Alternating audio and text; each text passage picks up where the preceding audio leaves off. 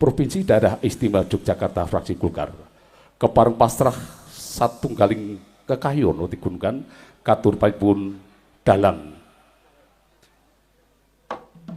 Suko Pratondo pilih pagelaran ringgit purwo sadalu natas wonten ing dalu punika tumunten badhe kapurwakan kadhem menika katur sagung para tamu polega katuraken sugeng dalu sugeng lenggah sugeng wungun sugeng hamresani ngantos dumugi babaring cariyos ing semaki wontene dalu punika panjenengan dalang Ki Gading Paukir Seno Nugroho kepareng badhe babar lampahan Wahyu Widayat inggih punika sumangga semangke mugi kepareng hamresani ngantos babaring cariyos kados pundi menggah babaring cariyos Wahyu Widayat sumangga sugeng lenggah sugeng hamresani nuwun.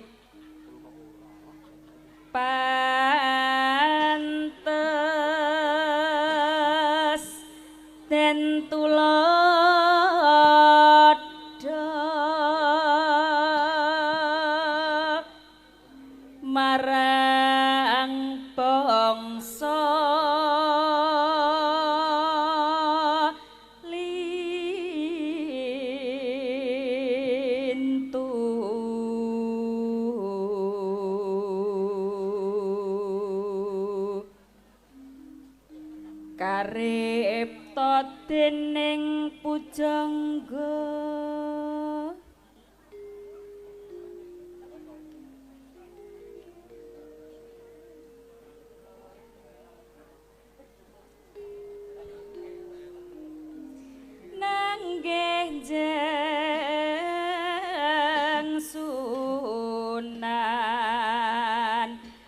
kalijaga ing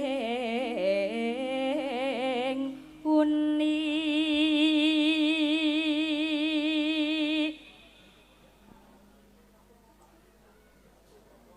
sumunar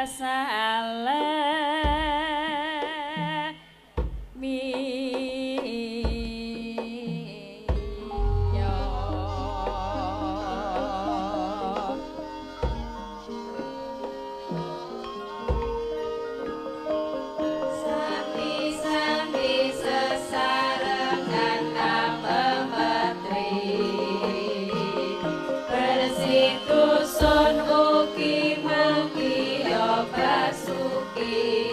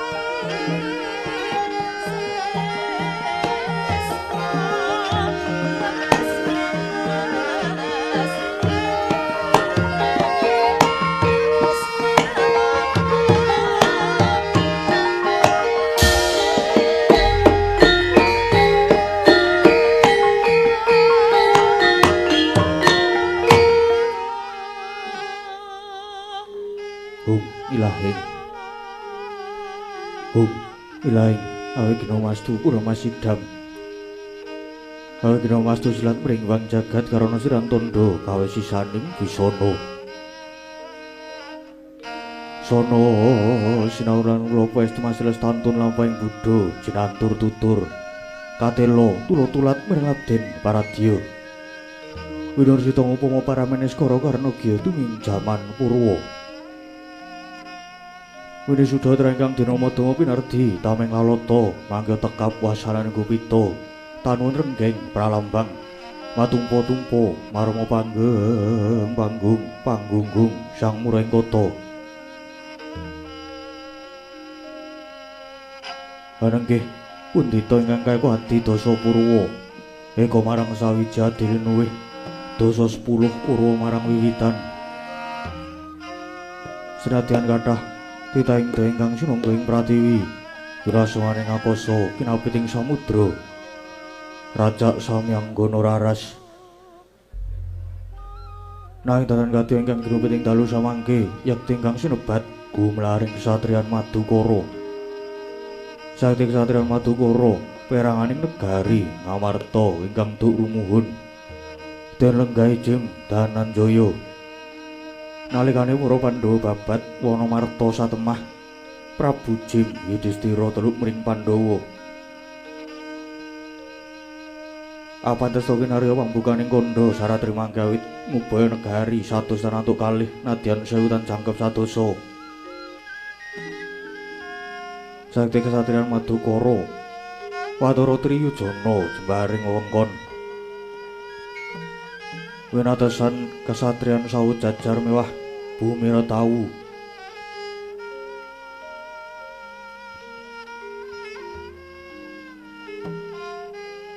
Waring wiwara rinengga sarwasri kacena lamun wignya ingkang yasa isma.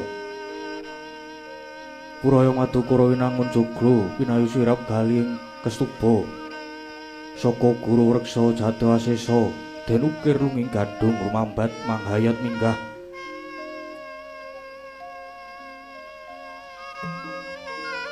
Jenaka wukup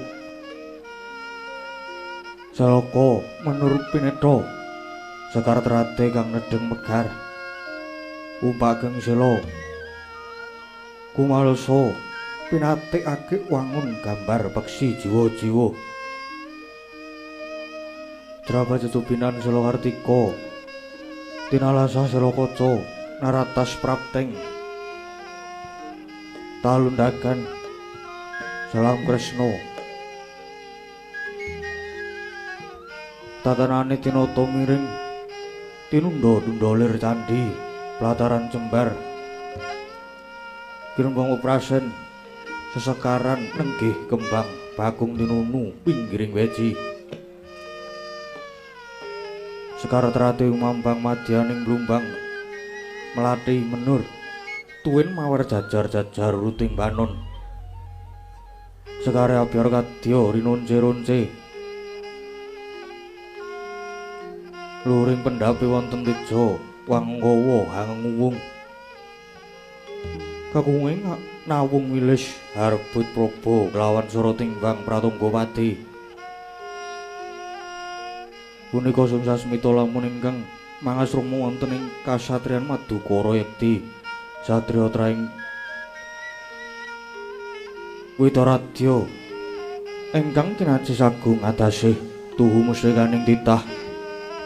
Lah sinten to ingkang angrenggani kesatriyan Madukara wenang sinebut Dasanamannira sakti ingkang kasih Raden Arjuna Raden Janaka Wijanarka Permadi Pamade Suparta Indratanaya Pamadya Setyamargana Palguna Pandhusiwi Pritasuta Budawesa Dananjaya Kumbang ali-ali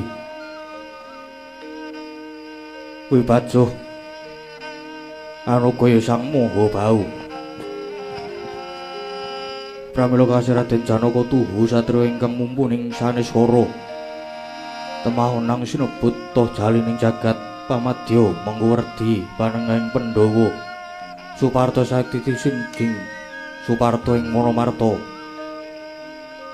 Setya Margana tuhu satriya ingkang teguh ngugemi pangandika. Palguna krana lairira nyarengi mangsa Palguna Indratanaya saiki satriya linangkung ingkang pinundhut putra dening Bathara Indra. Dananjaya satriya ingkang demen dedana. Pandhu putra Atmajane Prabu Pandhu. Wisnu punika pangeja antahe Hyang Wisnu ingkang binelah dadi Kresna lan Arjuna. Wibajuh labet menang hang ratoni widodari sakedhi urang saiji. Moho bau mengku redi satriya ingkang gentur tetegi.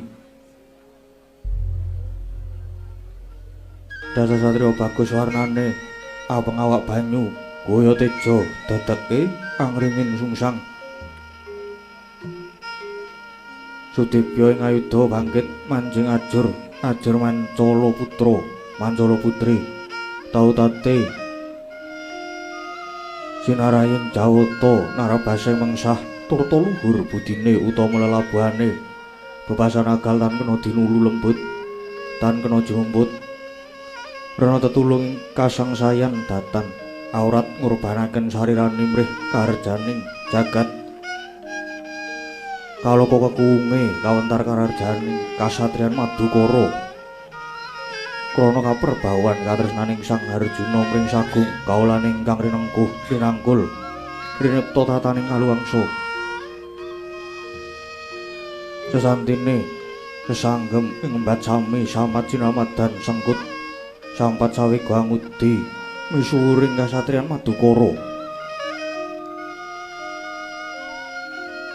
Nujuri sajuga Sang Bagus pamadya kepareng lenggahing madyaning Pandhapi kadhep ingkang garwa kinasih nenggih kusumaning ayu Dewi Warasembadra kawimbuh sengsem ing raos risang Arjuna dene garwa putri panjenengan ingkang wis ngrebini handungkap sabda tandra parandene mangke Sang pamadya masih wonten gegembolaning raos krana pamintaning Sang Kusuma Dewi denira nyidham kaworan marmogya ngrawuhaken ingkang raka Nata Amarta Prabu Puntadewa Nata Ndarawati Prabu Sri Bathara Kresna mewah ingkang raka Nata Mandura Prabu Baladewa.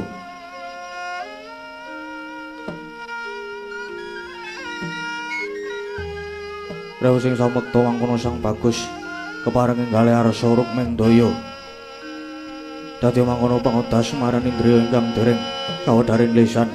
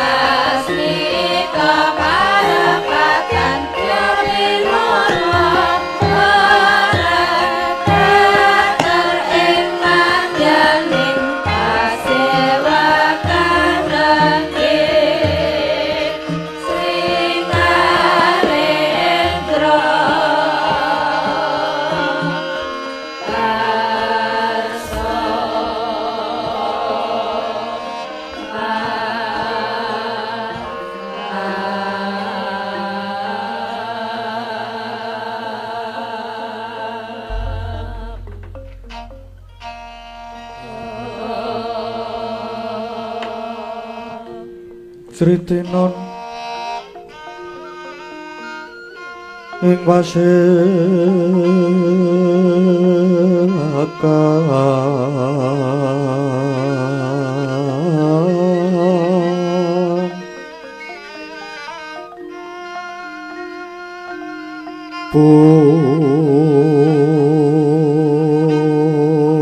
busana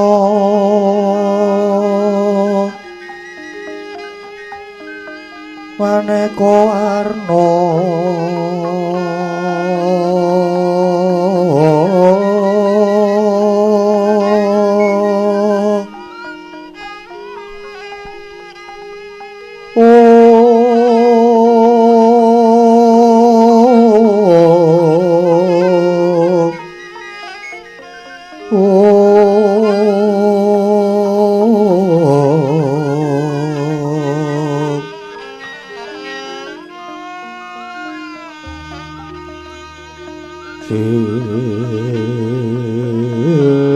Pak Puspitengu dono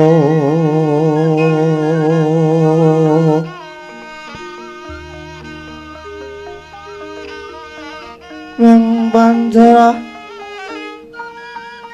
sarwaro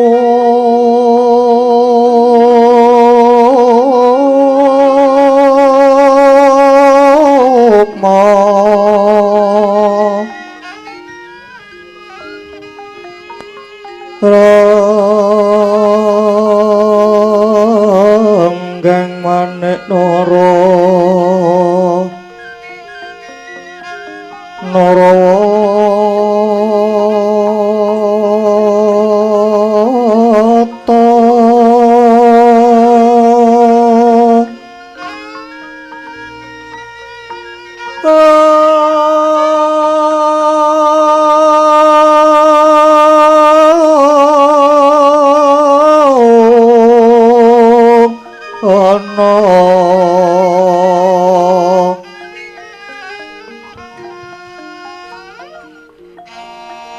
Ora banyo kang sumirat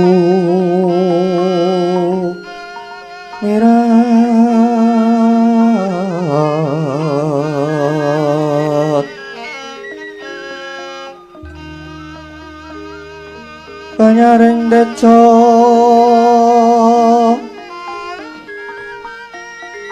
aliwaran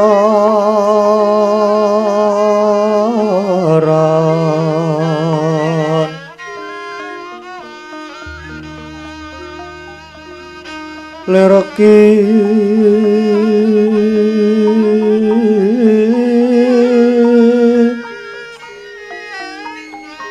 laci siring dadit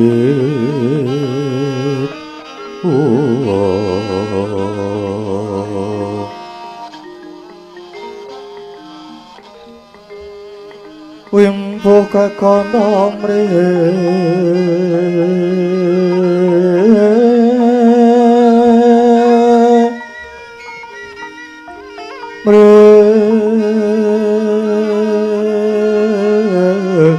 ingin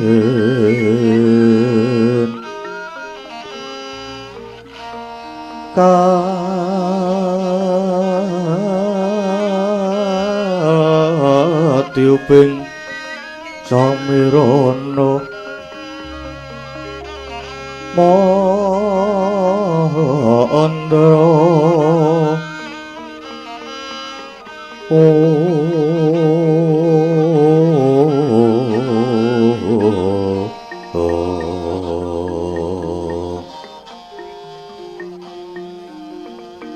sabarang mengembara kungas ngepeki jroning pasewakan tandil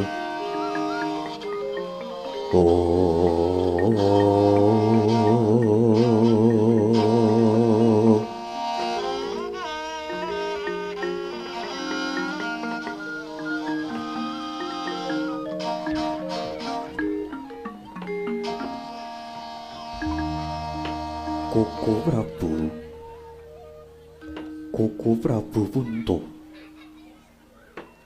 rawuh paduka kepareng ingkang rayi ngaturaken pambagyo panakrami tuwin sembah pabekti kula mugi kunjuk wonten ngarsa paduka Kuku Prabu Punta. Kadangipun Kakang banget ing panarimanipun Kakang dadekke bombong penggalipun Kakang.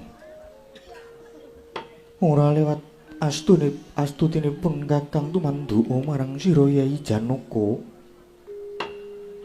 Nun kapundi mestaka paring pangestawanipun Koko Prabu mugi dadosna jimat paribih. Koko Prabu ing Ndorowati miwah Koko Prabu ing Mandura rawuh paduka kepareng ingkang rayi ngaturaken pambagyo panakrami tuwin sembah pabekti kula mugi kunjuk Koko Prabu ing Ndorowati miwah Koko Prabu ing Mandura. Nyuwun sukma jagat madya linuwih ya Yayi. Banget dak tampa ndadekke bombong penggalipun Kakang. Pangestunipun Kakang wae gage tampanana Yayi Arjuna. Yayi Arjuna yo. Ngaturke pambagyo lan pangabekti banget dak tampa ndadekke gumbiraning manahipun Kakang. Puja bratanipun Kakang tumrap marang Siadi Yayi Arjuna. Nun dahat kapundi Koko Prabu rawuhipun Koko Prabu Tetiga Prasasat Jawata Tetiga Pukulun Bathara Darma Sang Hyang Wisnu miwah Hyang Brahma ingkang nedya maluya bumijer inggih namung paduka ingkang pinangka dados surya pepajaring manah kula. Arjuna pitaya bilih rawuh paduka badhe anjalari padhanging swasana kasatriyan Madukara. Koko Prabu kaya lumaku ing wanci pangrong kepapak obor sewu. Muga rawuhe Koko Prabu Puntadewa, Kakang Prabu Kresna lan Koko Prabu Baladewa mahanane katentremen. Yayi Arjuna pun Kakang melu bombong dene ora suwe maneh sira bakal momong putra Yawa ing katresnanira ingkang kinandhut dening garwanira Yayi Warasembadra. Sawijining kabungan gedhe dene Siadi pinercaya dening Hyang Agung minangka lestarining tumuwuh Yayi Arjuna. Duh, adikku. Syukur mangayu bagya. Seketi jumurung ora ngilangake kakudahaning swargi Rama Prabu Basudewa. Ya mung emane Kanjeng Rama Prabu wis ora nguningani. Nanging Yayi ya bakal wiyasa putra mengko persasat bisa nyembuh kasuwargane Kanjeng Rama Prabu Basudewa. Pun Kakang melu bungah ya Yayi Arjuna. Ya Yayi. Sumono uga pun Kakang Mandura gedhe pangarep-arepipun Kakang. Wiwit dauping Siadi nalika semana sira Yayi ndak pondhong. Bratajaya ana ing tangan tengen Permadi ing tangan kiwa mubeng ana alun-alun Ndorowati. Besok enggal darbe turun ingkang Sembada njunjung darah Mandura. Mula bareng pun Kakang mireng pawarta ento diajeng Sembadra bakal babaran. Banjur sumengko praptanipun Kakang senadyan babasan ora isudu barang kang katon nanging kudu panemu saurarane donga pamuji supaya lahir jejabanging besuhe wilujeng sakabeh tanpa gethek cacat tanpa ciri ya lahir ya batine. Saestu ngaturaken gunging panuwun kang tanpa upami Koko Prabu. Ya Koko Prabu, muga dawuhmu bisa netesi. Ya mung ngene ya Arjuna. Marmanipun Kakang iki daya-daya prapta krana wedheng sotaning galih. Ora liya muhung aturira Yayi Arjuna nalika semono. yaiku pemintane garwanira ingkang nyidham kawuran. Samangsa tumapaing upacara Sabta Candra kandhutane bayi Bratajaya kepengin siniramen dening Yai Panenggak Werkudara. Mongko kaya kanggo sira sumurupi Dimas Arya Sena kalenggani kementar saka praja wis watara samadya warsa ingkang mongko nganti tekan saiki durung ana pawartane Yai Arjuna. Anjra ingkang puspita harum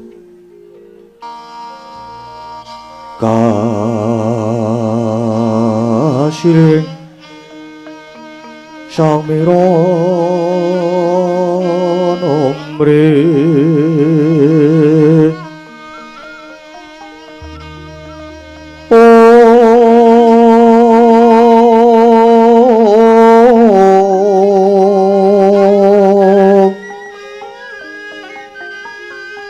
sakar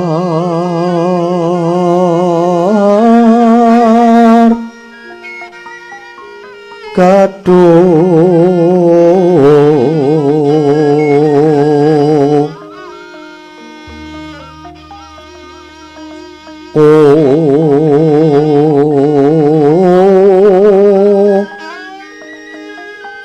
ngas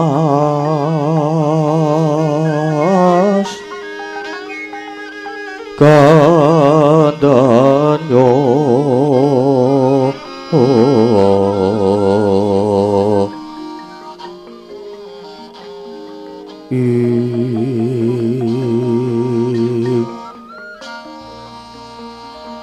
mawe raras retnaning iya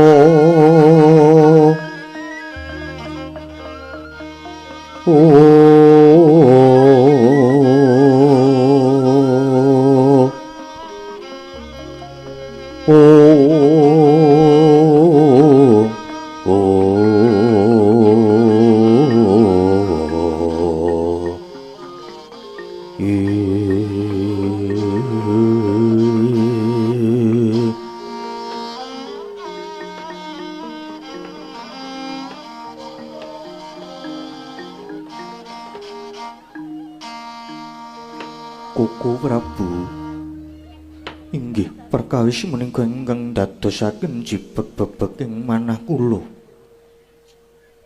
Wendranipun Kakang Mas Bratasena ingkang persasat babasing pangajeng-ajeng Arjuna jumbuh kelawan kahanan iki sira Yai ingsun pundhut bisa legawa sabar narima ngadepi kabeh lelakon ingkang sinandhang iki Yai Arjuna.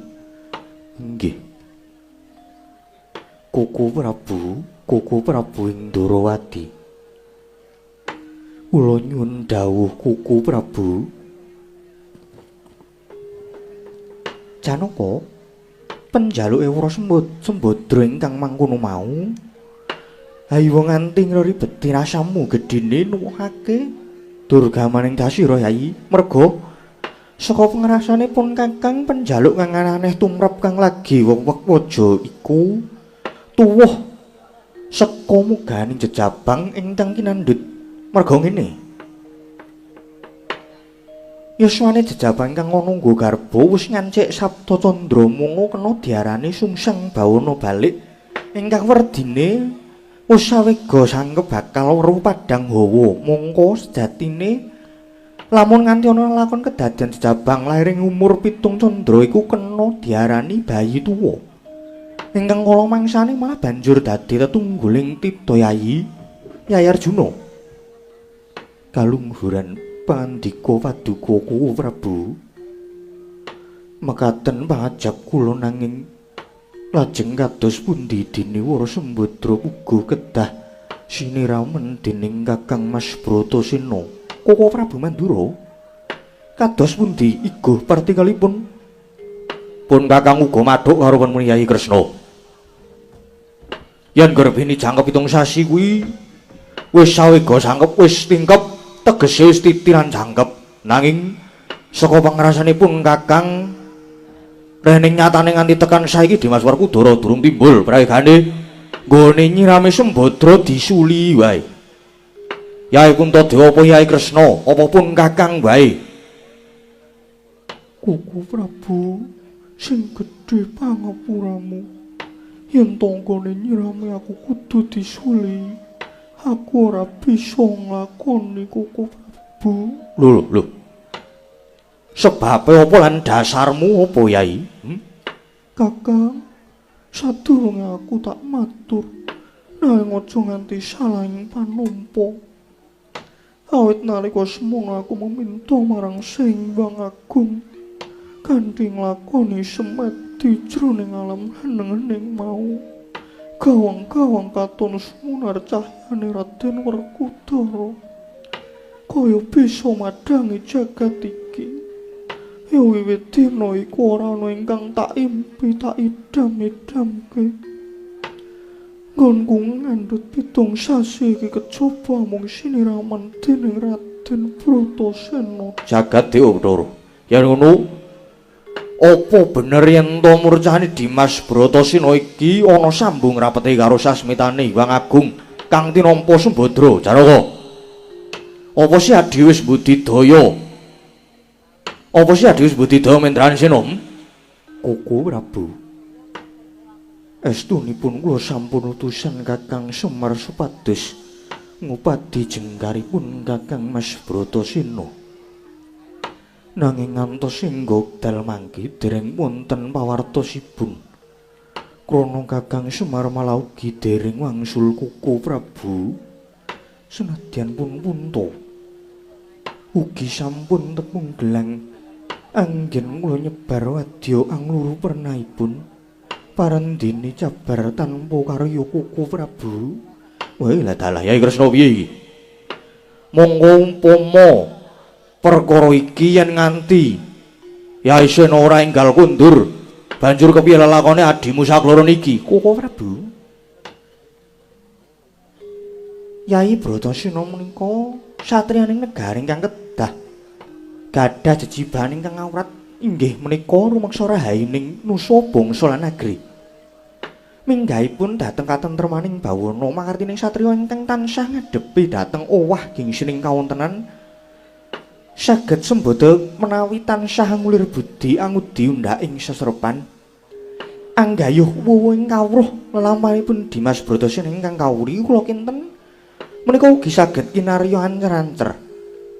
Rikala Yai Sena ngeblas tanpa pamit lajeng manjing samudra sinten ingkang ndugi bilih lampahan menika jebul tuwuh kanugrahan nampi kawruh kasampurnan sangkan paraning dumadi saking Sang Murbudengrat inggih Sang Dewa Ruci. Pramila Kresna pitados sawetahipun bilih makartinipun Dimas Aryasena nilar praja ingkang tanpa pepoyan kala wau tartemtu wonten sambat rapetipun kalian kawontenaning bawana samboten-botenipun Yai Sena gadah gegebengan lan gadah gegayuhan ingkang sinandi. Pramila Kuku Prabu kula lan paduka menika namung menang meminta mugi timbuling Yai Werkudara ing benjang saged anjalari jayaning Rat Pramudita. Kuku Prabu ing Mandura. Sigra-sigra yen permana kanca Sigra ngraketana wang sesongkona wang sesongko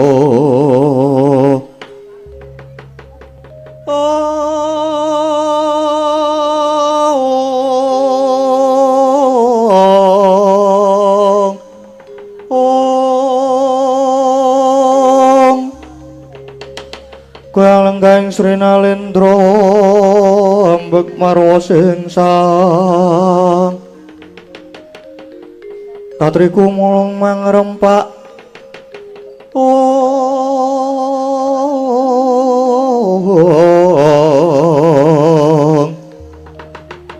katriku mulung mangrempak ing wadya Garada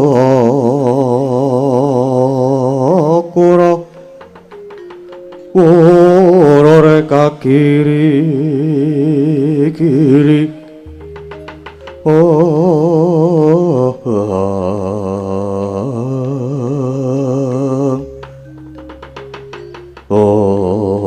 sing geger katalika wau.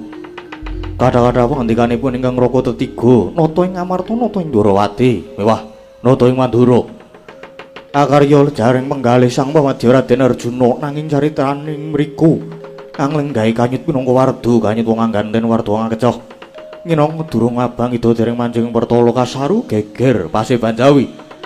Wonten sawening nalendra ingkang saking tanah sabrang kepareng miyak sagung para ingkang sumewa dadosaken horeng pasewakan kanca piyak ana daya kanca piyak ana daya mikir jaluk dalan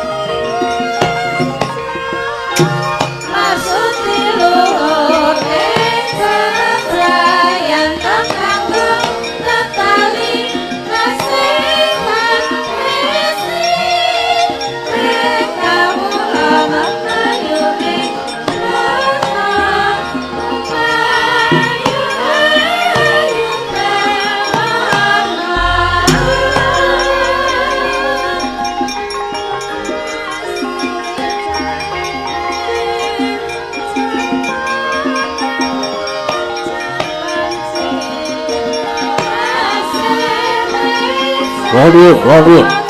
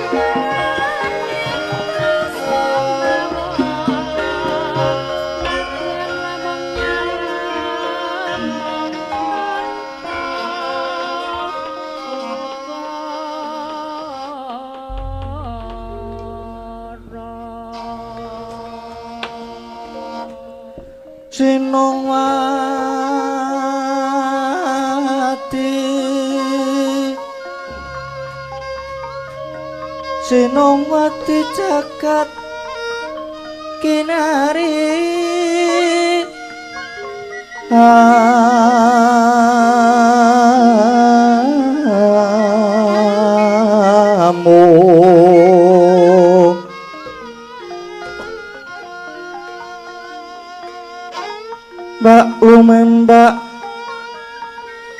ombak ing samudra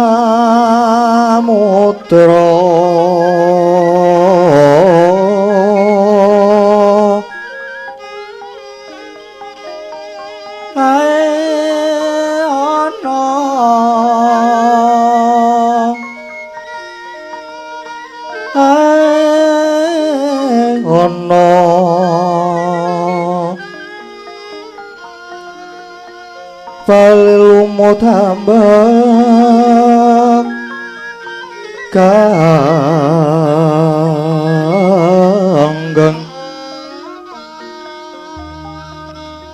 awito denceng-dencengan